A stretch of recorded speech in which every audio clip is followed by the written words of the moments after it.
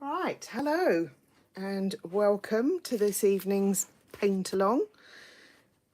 Thank you for joining me. If you're joining me live, I have actually already sketched out my picture.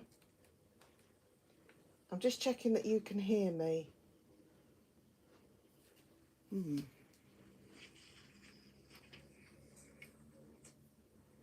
Yeah, okay. I've already sketched out my picture and I have put masking fluid on my poppies and some of the stems. So I will talk you all through that in a minute. But first of all, I'm just going to go through the materials and the picture and where to find everything. We want to do this fairly quickly, so it really is just an hour of relaxing, painting, chilling, playing with your paints, brushes, paper.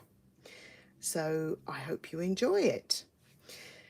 Now this is the subject we're doing tonight, and I have tried it already this week, and it's really easy to overpaint and put too much colour on and lose all of this lovely bright colour behind it. So I want to do a bit less. I want to make the background a bit more muted tonight.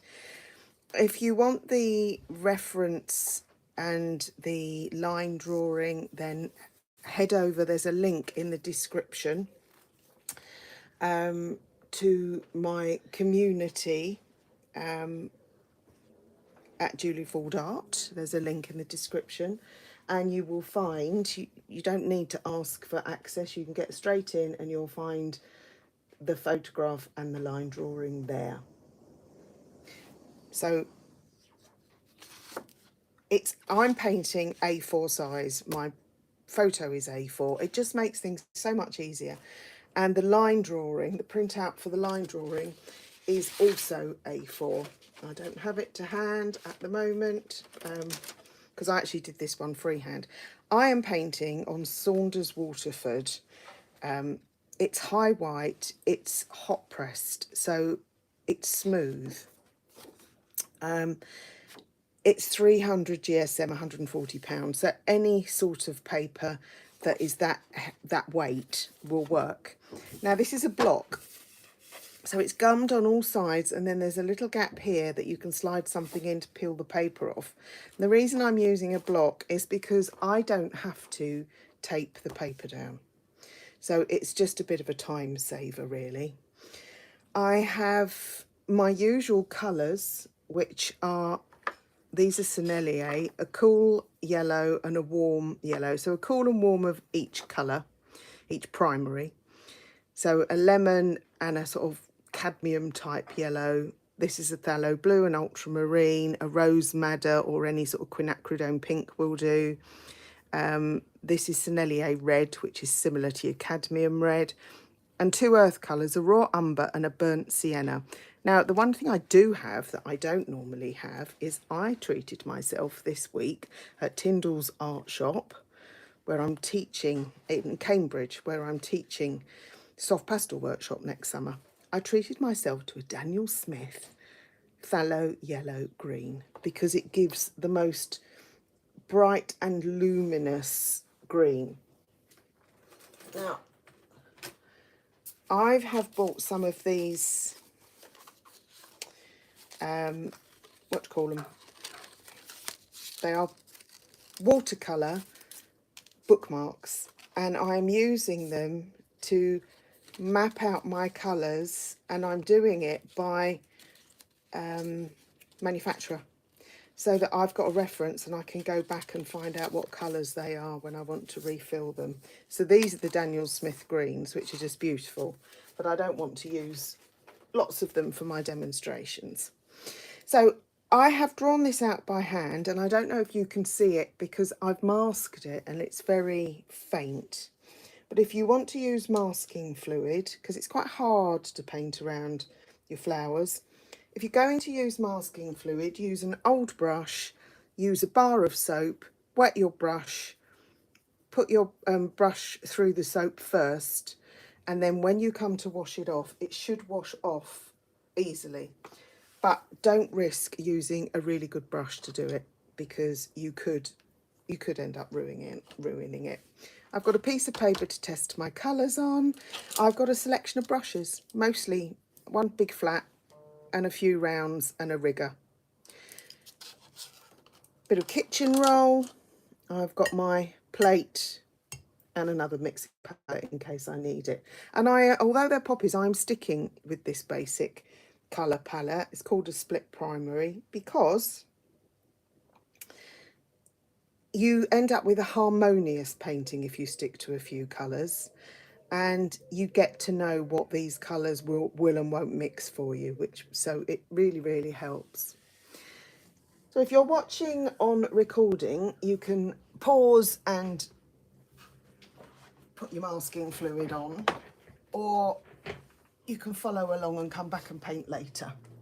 So I'm going to get started. And the very first thing, I've got my paper at a slight angle as well. Not that we will be doing a huge amount of washes, but it's still very useful to have it like this. So I want to start with just some very light washes. I've got two lots of water. I've got one for washing my brush off and one for dipping my brush in when it's clean before it goes in a new colour. So I've got my yellow here, and I'll just show you this, because that yellow and a bit of phthalo will make a colour very similar to the green that I've just bought. Bit more yellow. There we are. And then my Daniel Smith. And because it's a green, you've got to be able to mix it from a blue and a yellow. It's just knowing which one. And there's my Daniel Smith. So very similar. But I'm going to start with a basic yellow. And I'm going to drop some other colours in as I go. But I am actually going to try and leave some white this time as well. Drop in some greens. So it just saves me trying to paint around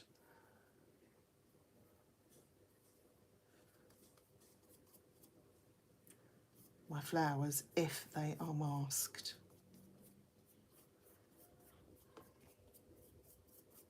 Let's put something a bit bluer in the background.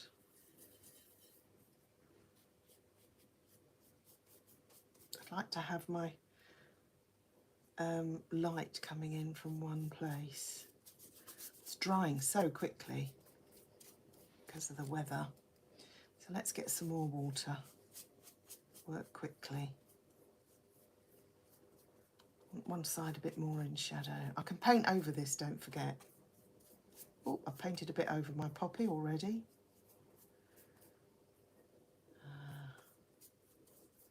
Down here I want it a little bit darker, so this corner, this side.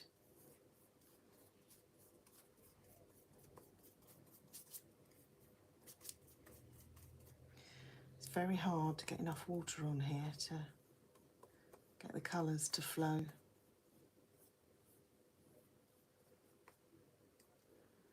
That's okay. I want a very light wash of this over here to start with.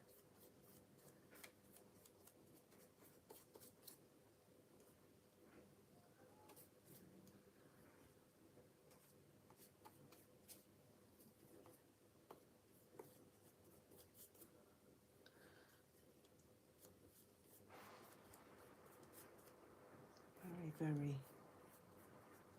soft. And if it's still wet, I would like to try and drop in some other colours, but I'm a bit fearful it's dried too fast. So I will probably have to go back in. But I'd like some darker areas. So I've got my blue, oh, too much. I've got my blue and my yellow. I've added a tiny bit of red in to make it a bit darker, so I can put some darker washes in down here, particularly around some of the areas under the poppies.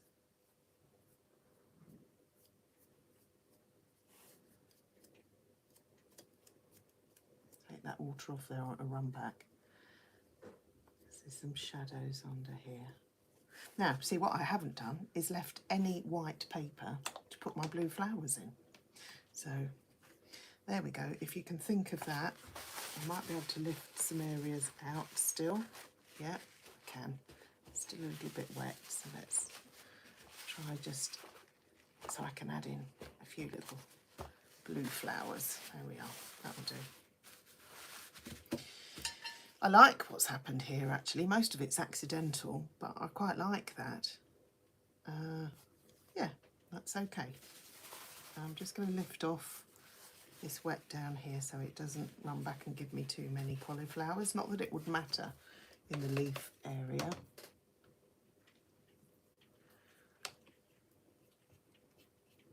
Now I'm going to clean up my palette because I don't want my red, my beautiful bright poppy red, to be contaminated with other colours.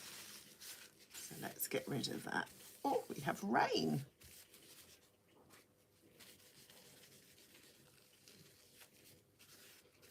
All right. I can use the other palette at the back, so if I was sensible, I would be using that for one colour and this one for my reds and one for my blues. Now I'm going to a bigger brush, but it's got a fine point to it, and I want to add in my shadows. Now there's several ways of doing this. You can add a darker red in as an underpainting. I could add a blue in as an underpainting, or I could add a green in as an underpainting, or a mauve or something. Now, in the one I did the other day, I used the red, and I don't really think the shadow's deep enough. So we're going to do a little experiment today, and we're going to use the opposite on the colour wheel of red, which is green. So I'm going to make up a green, and it needs to be fairly dark, and I'm going to try and paint in some of these shadow areas. And then when you paint the red over the top, it should make it nice and dark.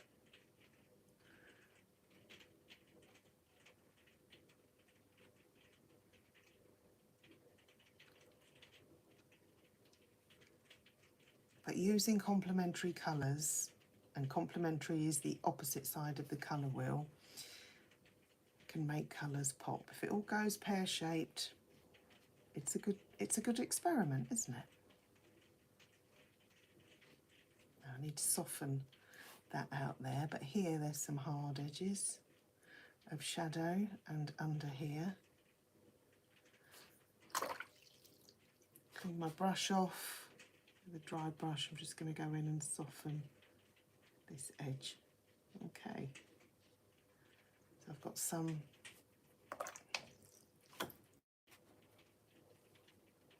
quite dark and some very light. Any other areas with shadow? Yes. Up under here there's some shadow where the leaves separate. Okay, down in here to give it a bit of 3-dimension. We've got some shadow, and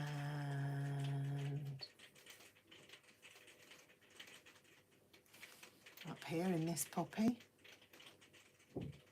Oh, I've painted the whole of that out with masking fluid, so I'll have to do that when it comes off. And up here, that's this corner in here, and it goes out and comes down to this corner, and I will probably have to put some more in here as well. Okay, it's quite exciting, isn't it?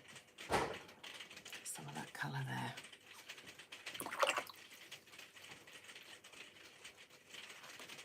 Now,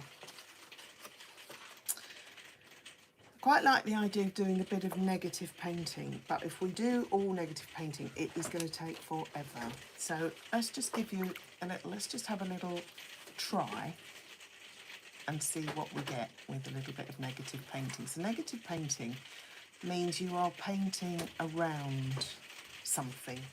So let's say I want to paint these leaves here. I'm going to paint around them. So rather than paint the actual leaf itself,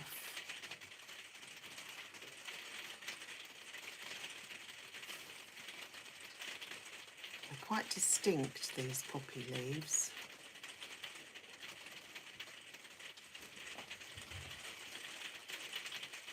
And this is still a bit wet, so luckily it's kind of merging and blending, and there might be some other leaves here. I can paint the gaps, paint between them, and then maybe drop in something a little bit darker in some areas.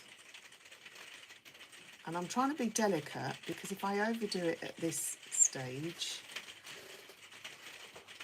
there's no kind of return. And again here, I'm going around the outside of one of these leaves.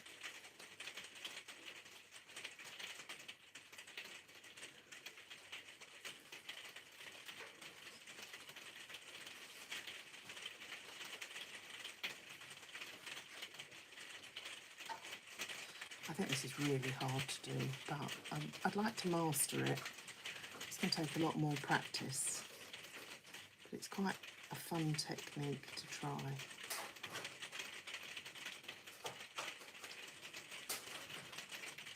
And we'll see what happens a bit later. Just drop some water in around there and let it run and see what happens. There we are. Put one more down here so we've got some detail.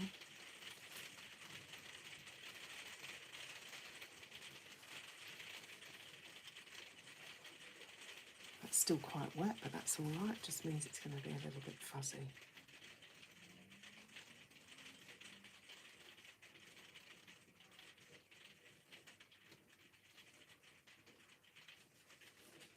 Oh yeah, it goes in.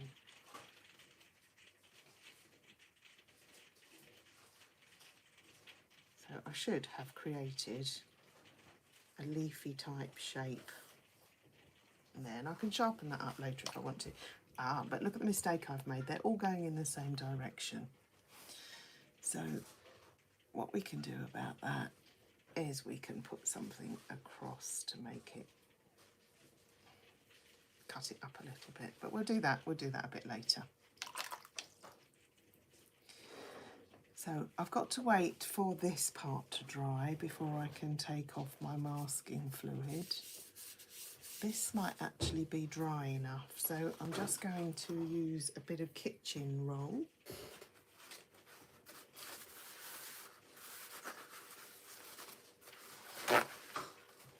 To dry off the paint on top of my masking fluid.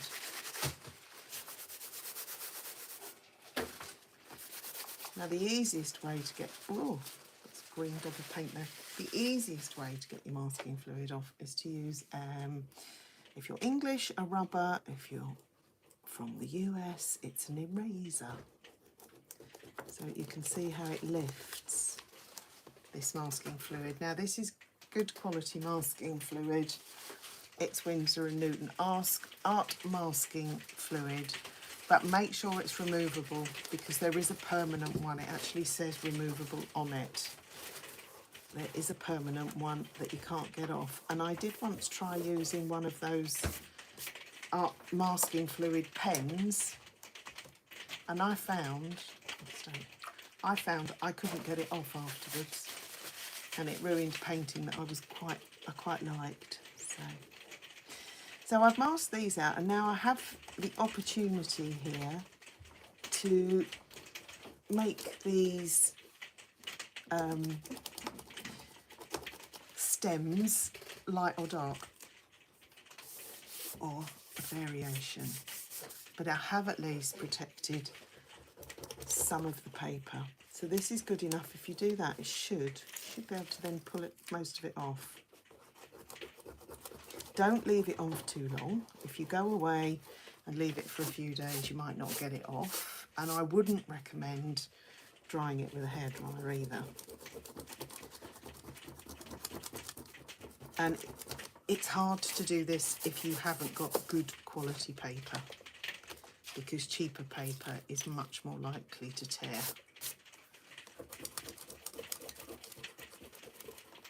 And then you have to make sure that you get all the bits off. So there's some bits still there. And make sure your hands are clean. As I've just discovered down here, I had grubby fingers. That's it.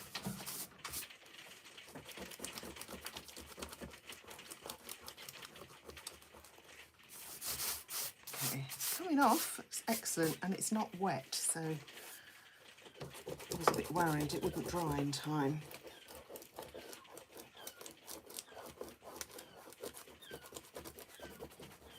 That is actually a seagull you can hear outside, not a cat in distress.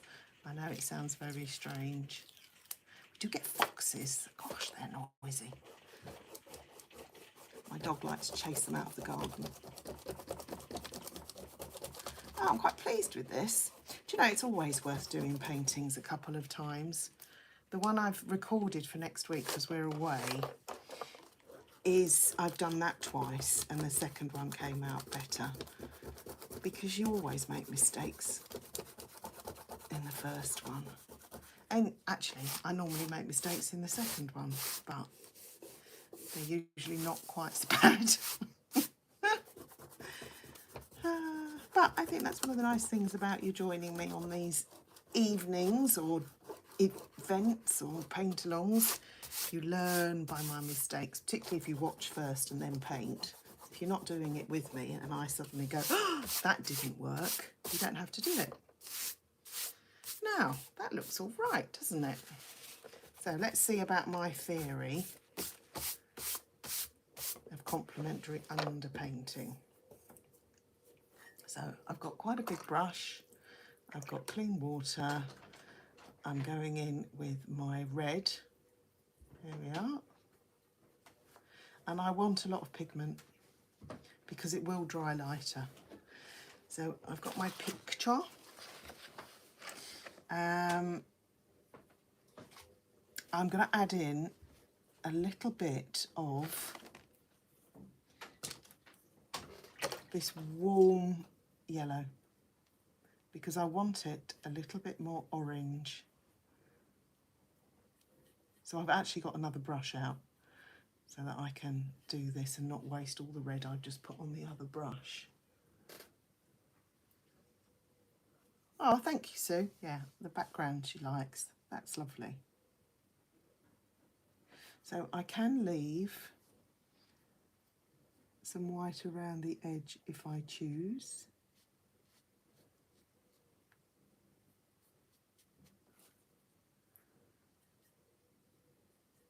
It's drying very fast, very, very fast.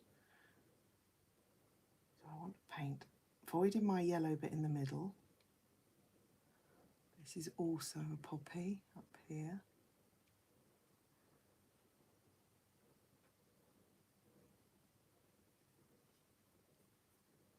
Now don't forget we're going to put more washes over this.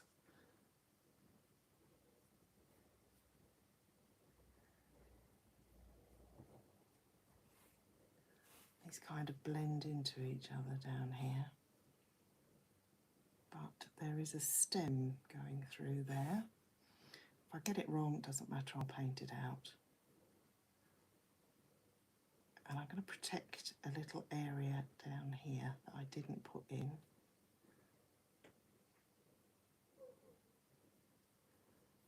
I've just painted over that one. Never mind, never mind. Okay. And in actual fact, look, I quite like, can you see where we've got a run back, and it actually looks really quite good, because poppy leaves do have that sort of paper effect. I mean, watercolour is not the medium for you if you like control, because it doesn't matter how much you know and understand your paper, your palette, your paints. It will still do its own thing occasionally, and you just have to go with it. So some of these at the back, I want them a little bit darker because they're set back a bit. So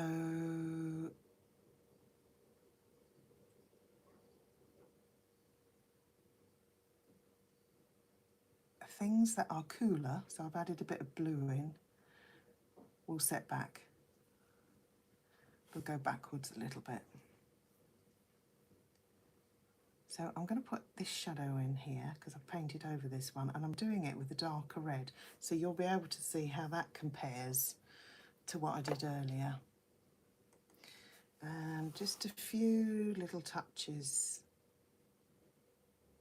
because I want to put some blue flowers in as well. So just a few little touches of red in some places.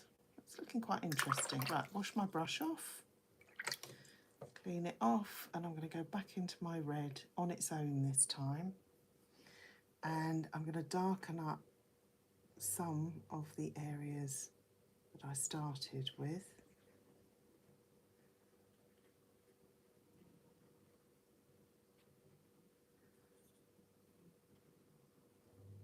And I'm going to leave some areas lighter.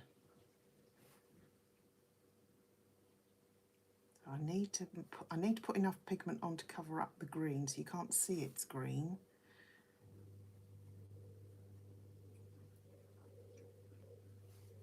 I've painted right over my yellow dot in the middle,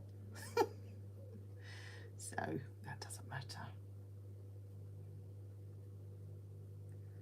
Okay.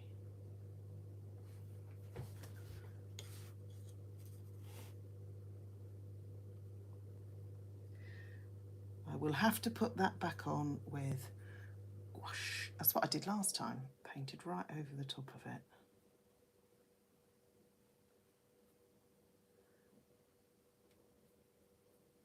And gouache is so useful. Right, some of these areas are much more vivid, so stronger paint. I think this probably needs to dry a bit more.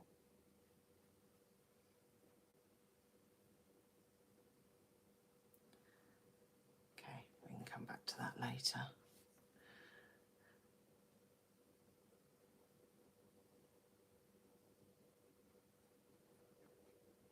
I'm going to go over these green areas and some of the other areas, not all of them. There we are. And don't forget, you can always go back in later. So again, this is quite orange, this bit, so let's get a little bit more of this.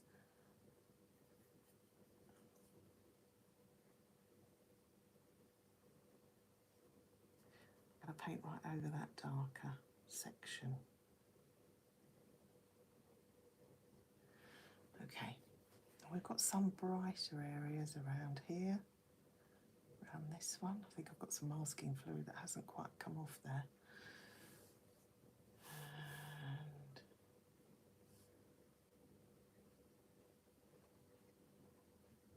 that's it. Right, I'm going to let that dry.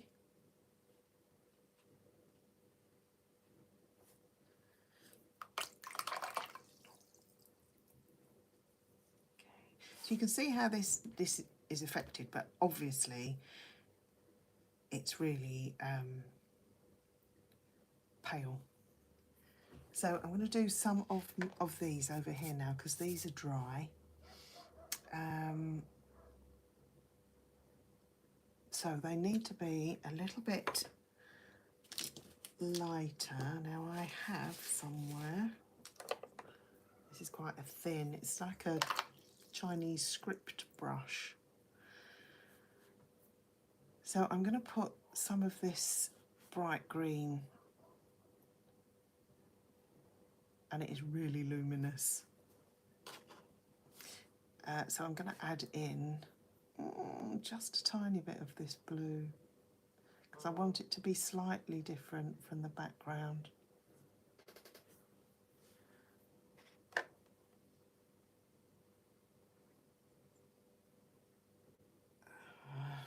colours down.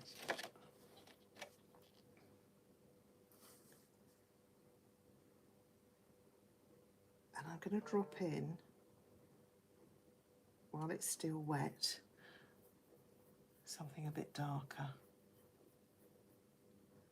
down the side, just down one side, while it's still wet, so it will run. That's not strong enough. So I'm still using this green and the blue. That is better, and that is running. And this may well have already dried. Yeah, it has. So I will have to probably go in and paint up to that with another colour so that it will bleed into it. So I'll have to go back to that, if that makes sense, with the lighter colour.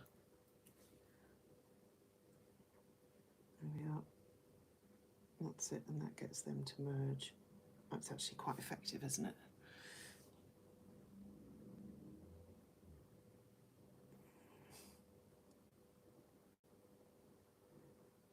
There we are.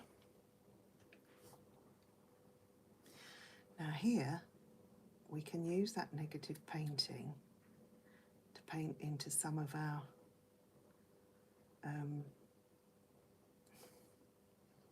little hairs that are sticking out.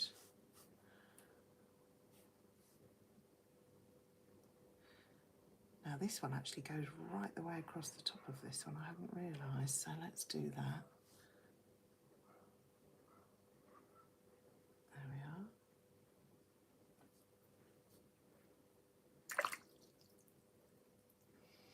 I'm going to come back and paint behind into the back of that a bit later. Again here, all the light is, make sure it's always on the same side.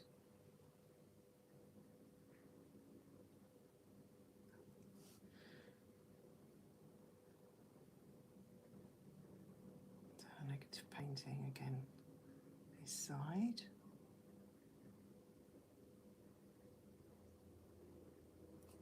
A little bit of that bright yellow.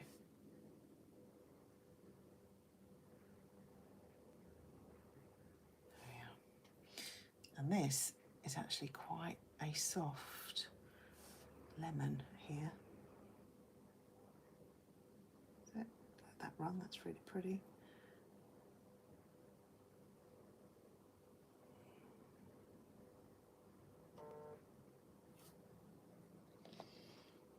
And at the back, again,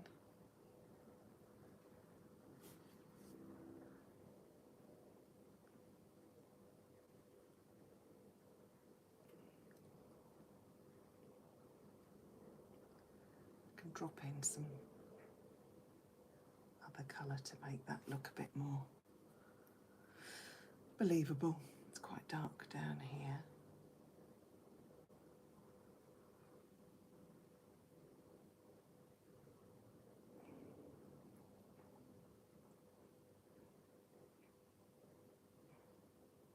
Can't actually see it in the picture. Make that a little bit darker behind.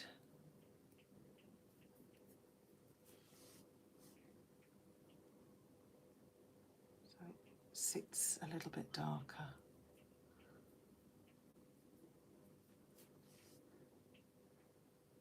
That's it. So that's sort of negative painting, so I'm painting around.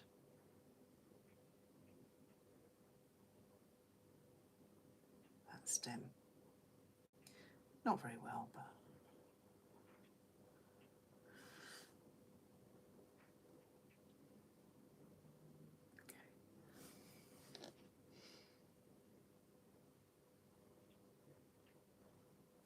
I want to overdo it. And here, this is quite dark.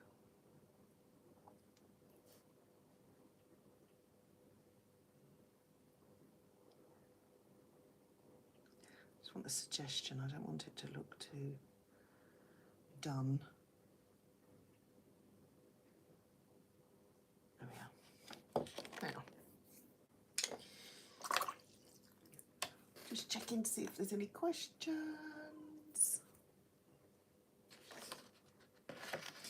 So I'm going back to my brush that had all the red on it. I'm going to paint over this again. That's dried. And I'm following the shape of the petals now with my brush strokes.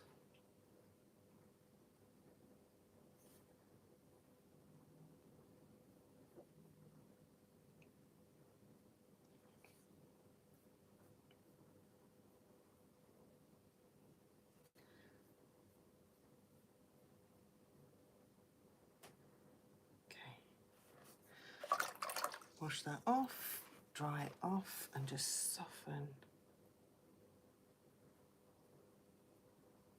some of those harder edges.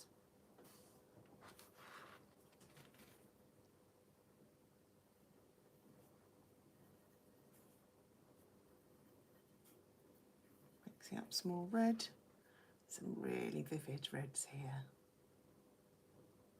So some of it's quite orange. I might have to darken up some other areas up here actually.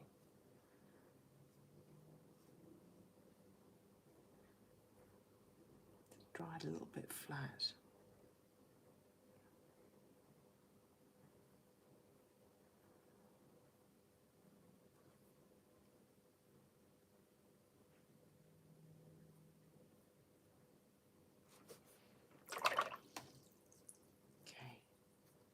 Now I can see now how that looks better than here, where I've put the red all the way to the edge.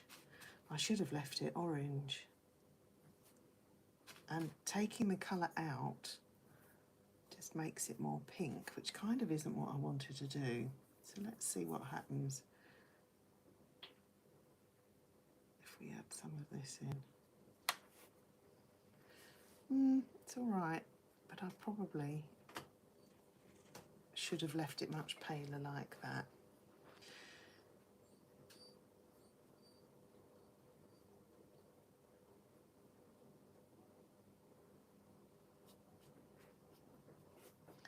Go in with a deeper red here.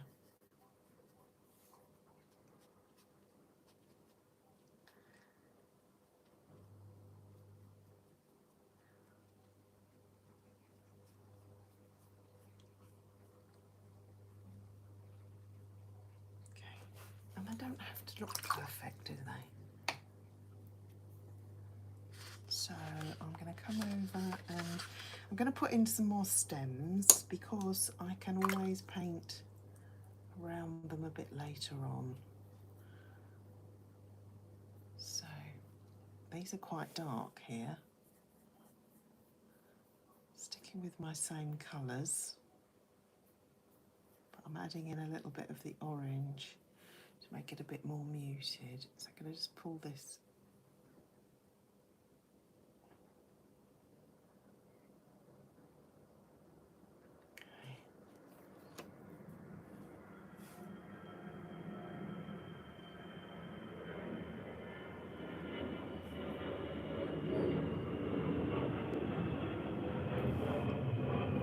Do with some more pigment in this, to be fair. So, try my green.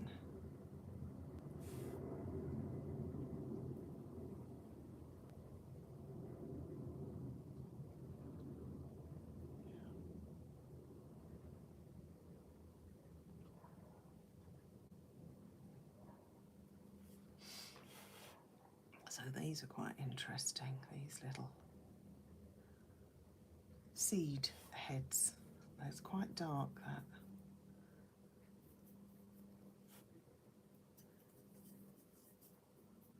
Oh, I've got a deep, deep purple there, which is actually a really good colour for putting in here.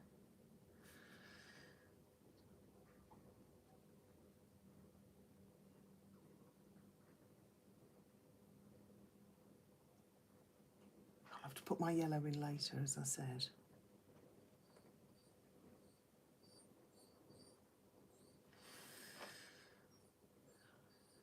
Okay, that's fine. What was I doing? My seed head. So it needs to be green. I've made purple, which isn't what I wanted at all. So let's use that other green. So that's quite a nice, really, really dark green here.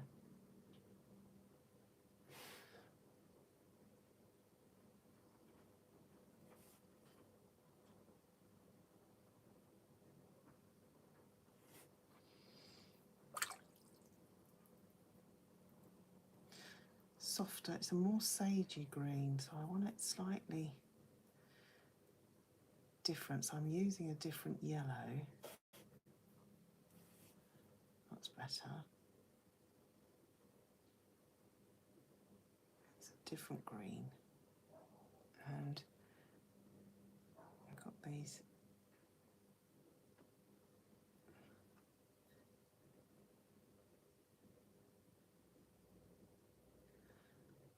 and then this little bit at the top is actually a little bit, it's got a little bit of pink in it as well, but I'm not going to worry about that. And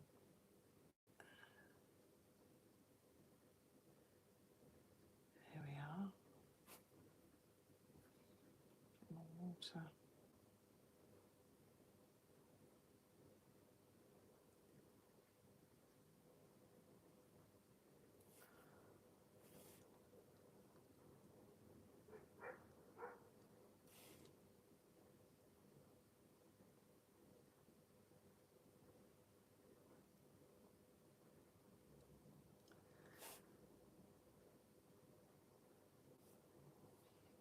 Quite like that purple, it just adds a bit of a different dimension. Put a little bit of that in there, and I think it can go in here as well.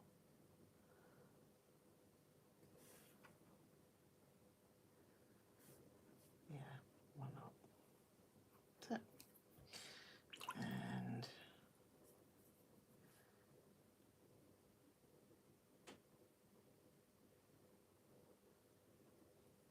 that's it.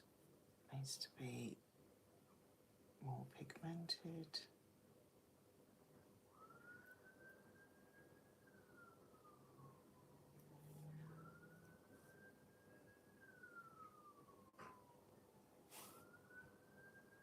If it's too watery, it doesn't look substantial enough.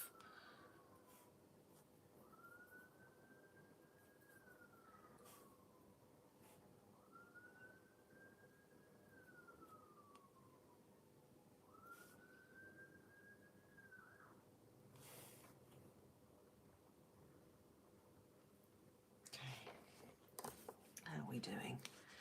And these go behind this one. Nice mess there.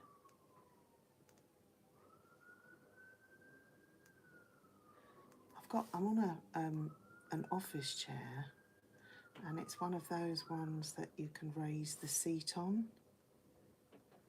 Unfortunately, it's kind of collapsed, and I'm much lower than I would ideally like to be.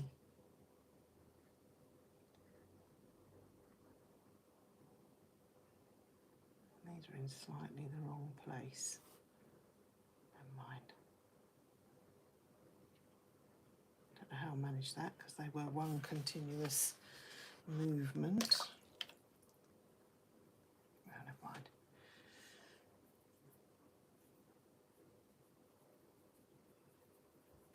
Just mixing some other colours. I might just make that a bigger stem. wanted to. There we are.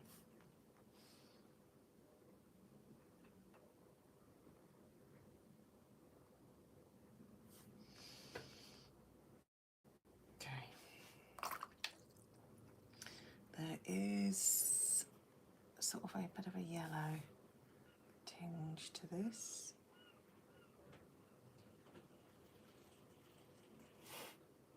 And this. And a little bit of pink on the top. There we are. That can run into there. That's quite nice. And there. And put some more stalks.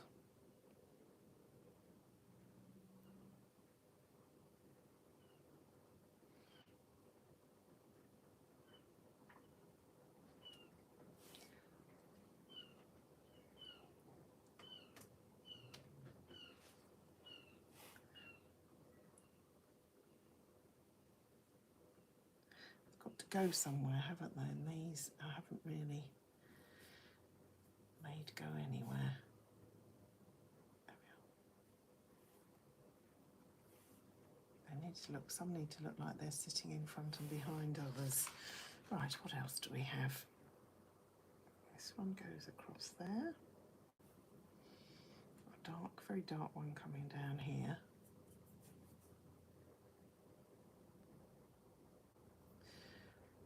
Again, more pigment needed.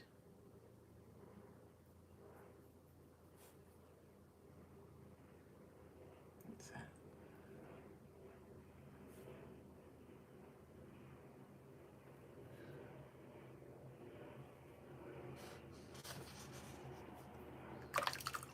How are we doing? Right, so I have a tiny little bit of white gouache left here.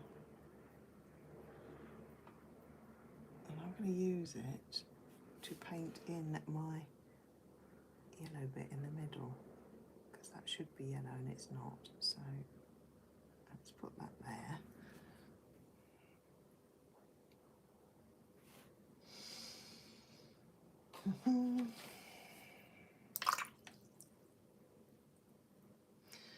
I am going to put some blue flowers in just because I want to, and it makes a change. So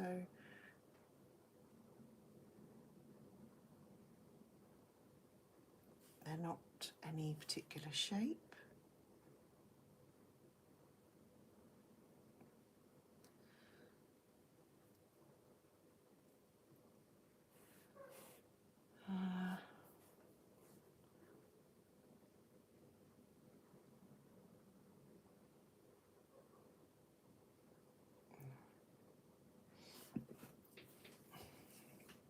You don't kind of want them looking too uniform.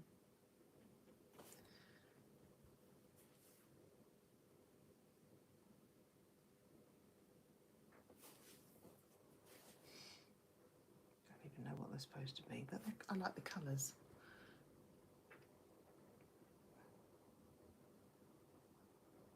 And then we can add some more foliage as we go. Okay, so my poppies still need some more colours. Let's get some more colour on my poppies.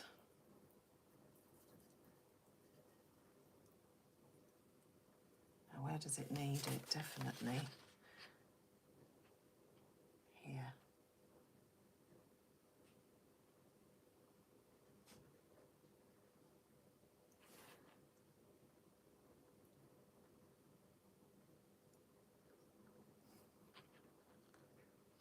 Very rich up here.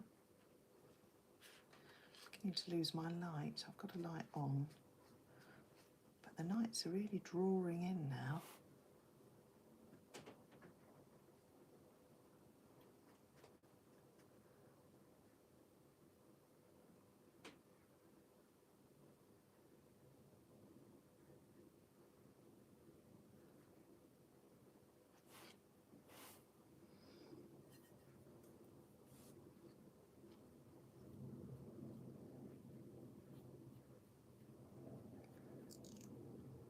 There we are.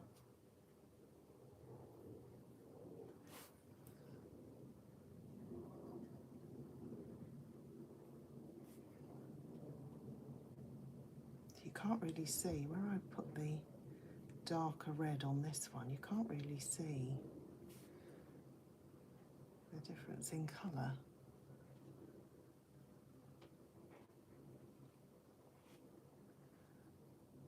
We've got some back here.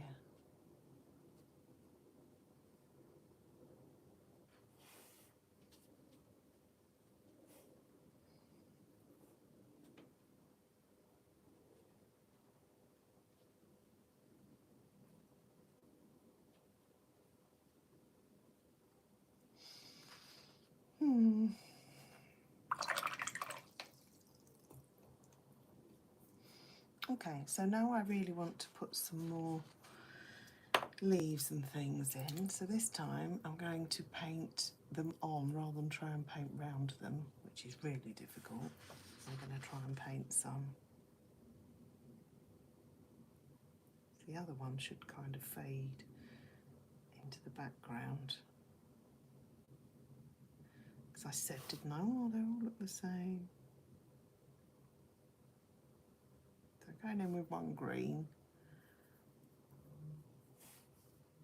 And we'll add some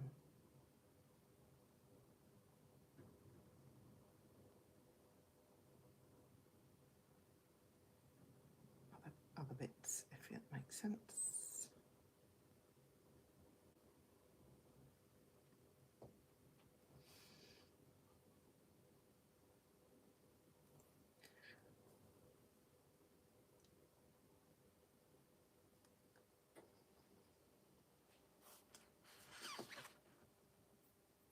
So I'm trying not to get too, what's the word, detailed, but it's really hard.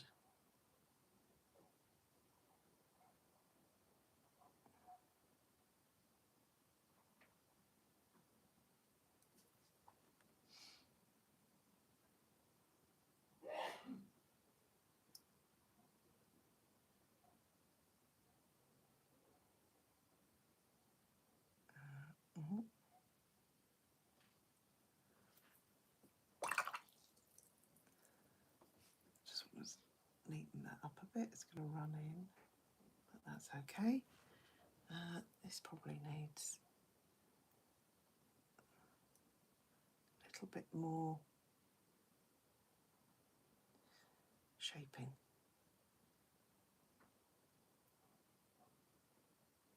Okay. What else? Nothing quite hangs together down here with these, does it? So I think what I'm going to do is maybe just drop some colours in.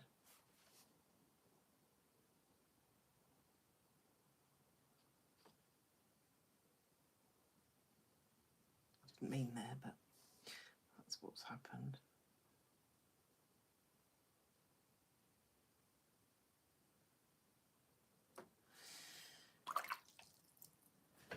So let's try a bit of wetting wet to see if we can get some leaves and things going on around here.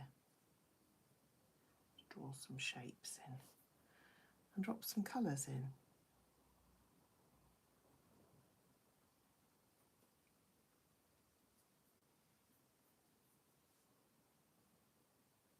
Some of it's dry, so you get some hard edges. Some of it will be wet.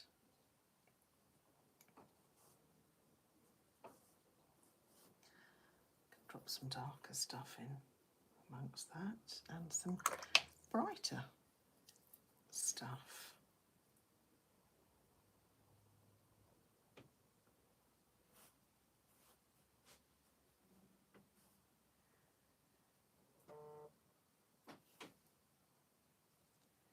I don't want everything to have detail.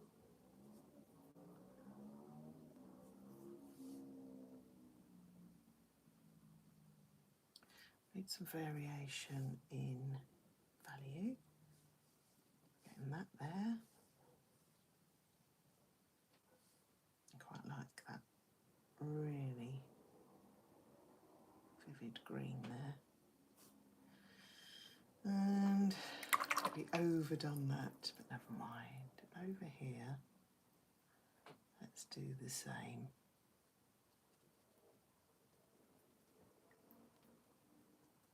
That's a very big squidgy bit.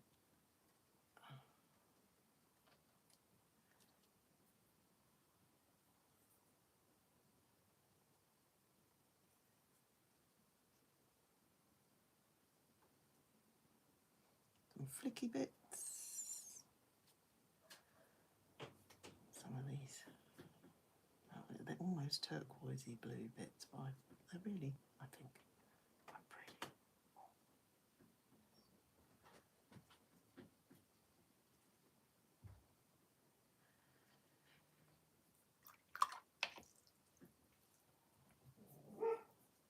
It's my dog going mad at the garden. How's our time?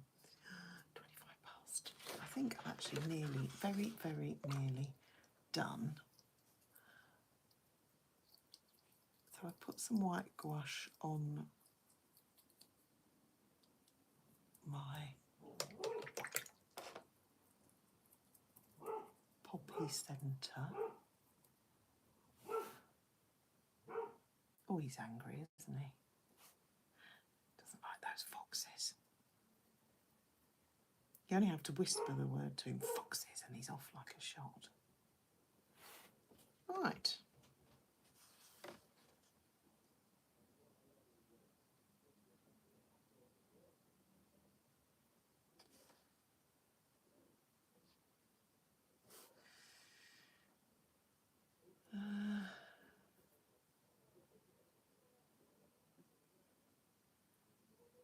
We shouldn't have done that, but I've done it now.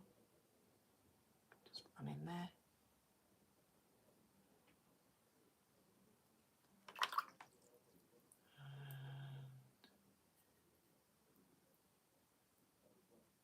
Some little wet poppy areas.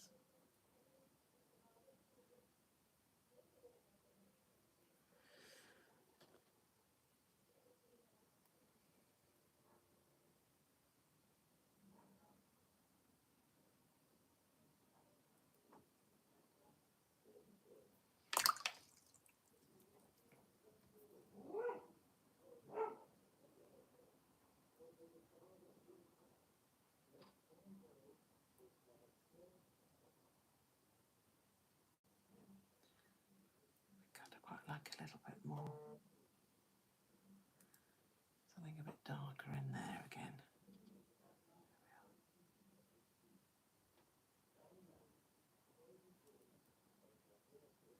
This is, you know, you can just play. That's what I like. I like the fact you can just play. And I think, oh, what about this nice purple that we mixed up earlier? Oh, there we are.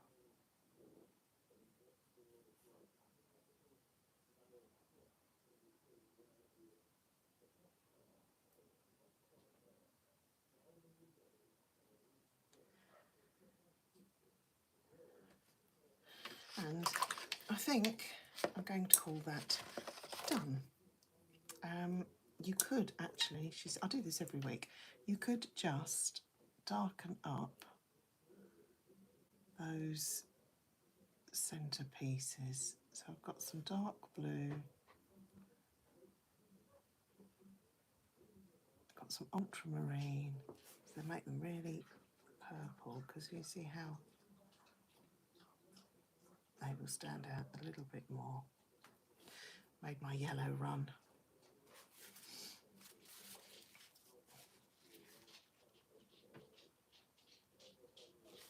That's fine.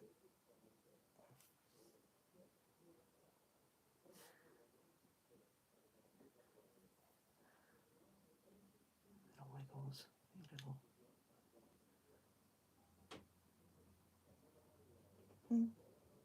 Stop it now, Julie. Stop fiddling. And we're done. Thank you very much for joining me.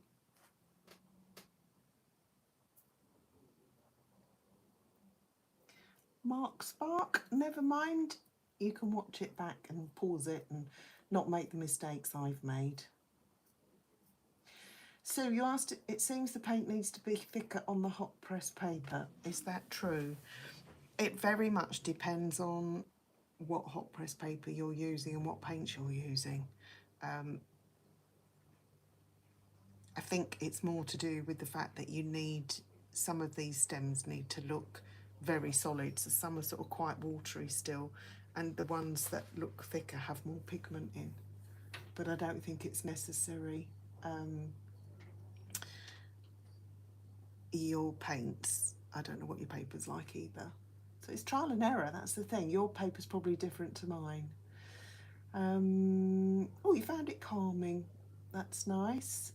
Painting the shadow on the poppy underneath first. Yeah, it's I think it works. So do share your work. Come over, have a look in the description. If you aren't part of my community, the Julie Ford Art Journey or Julie Ford Art Adventures, whichever it is, come and join our free community. There's lots more tutorials in there. It's on my website. I'm also doing holidays in Portugal, Turkey, actually in October this year. The links are all in the description. If you've enjoyed it, give me a thumbs up. Do give me a subscribe or a share or whatever it is, a like, and come back next week. It will be recorded next week, but next week we are doing we're doing a watercolour. There it is, I can show you. We're doing this one next week. And I went to bin it after I'd recorded it, and then I photographed it, and I thought, actually, it's nicer than I thought at the end of it. So I have saved the recording, and because we're on holiday next week, it will be pre-recorded, so it'll be uploaded at 7:30 next Wednesday, the normal time slot. If you come over to my community, I may well upload it in there sooner. So thanks ever so much, and I hope to see you all again.